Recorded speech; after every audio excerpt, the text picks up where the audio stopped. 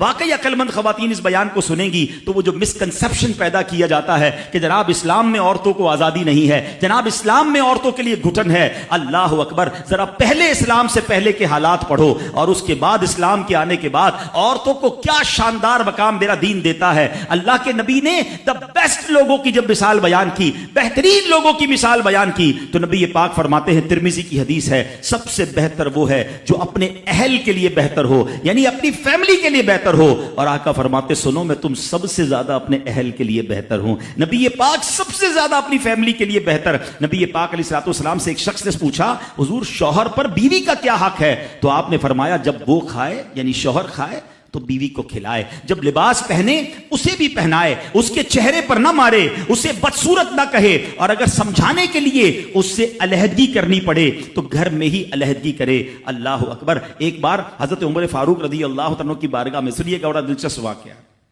سیدنا عمر فاروق کا کتنا بڑا نام ہے، آپ کے جلال کی، آپ کی عدالت کی مثالیں دی جاتی ہیں، بڑے بڑے لوگ آپ کے سامنے تھر تھر کانپتے تھے۔ آپ کا گھر میں انداز کیا تھا کہ ایک شخص آیا کہ میں حضرت عمر کے پاس جاؤں اور بتاؤں میری بیوی جو ہے مجھ سے اس طرح بات کرتی ہے، اور میرا وہ انداز نہیں ہوتا جو شوہر کے سامنے ہونا چاہیے، ہوتا ہے گھروں میں ہو جاتا ہے۔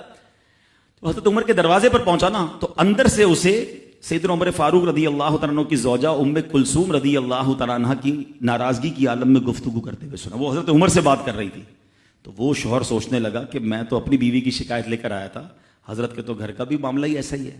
تو وہ کہتے ہیں میں واپس ہونے لگا۔ حضرت عمر نے بلا لیا، کیوں آئے تھے؟ تو کہا کہ میں تو حضرت اپنی بیوی کی شکایت کرنے آیا تھا، مگر میں آپ کے دروازے پر آیا، آپ کا بھی معاملہ ہی ایسا ہی ہے، تو میں سمجھ گیا ہم دونوں ایک ہی معاملے میں ہی ہیں۔ اب حضرت عمر نے جو ان کی تربیت فرمائی نا، آپ نے فرمایا میری بیوی کے مجھ پر چند رائٹس ہیں، چند حقوق ہیں، مجھے اس سے چند فائدے حاصل ہوتے ہیں جس کی بنا پر میں اس سے درگزر کرتا ہوں۔ پہلا یہ کہ یہ میرے لیے جہنم کی آڑ ہے، میرا دل اس کی وجہ سے حرام کاموں سے بچا رہتا ہے۔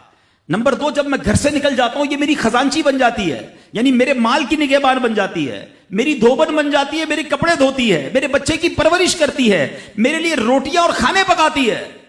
تو وہ شخص کہتا ہے یہ سارے فائدے تو مجھے بھی اپنی بیوی سے حاصل ہیں، تو میں تو کبھی درگزر سے کام نہیں لیتا، وہ مجھے کہتی میں اسے لڑنا شروع کر دیتا ہوں۔ کہتا آج آپ کی بات سے نصیحت مل گئی، اب میں اپنی بیوی کی چھوٹی موٹی باتوں کو میں بھی درگزر کر دوں گا۔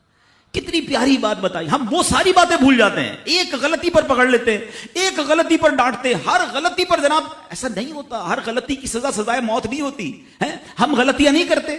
اگر جس طرح ہم اپنی بیوی کو اور غلطی پر ڈانٹتے وہ ڈانٹنا شروع کر دے پھر کیا حال ہوگا؟ تو ایسا نہ کرے، وہ بھی دل رکھتی ہے، ہم نے کسی انسان سے شادی کی ہے، کمپیوٹر سے نہیں کی، ٹھیک ہے نا؟ تو کمپیوٹر بھی آج کل وائرس آ جاتا ہے، تو وہ تو انسان ہے، غلطی ہو گئی کوئی بات نہیں۔ تو سبحان اللہ، اتنا پیارا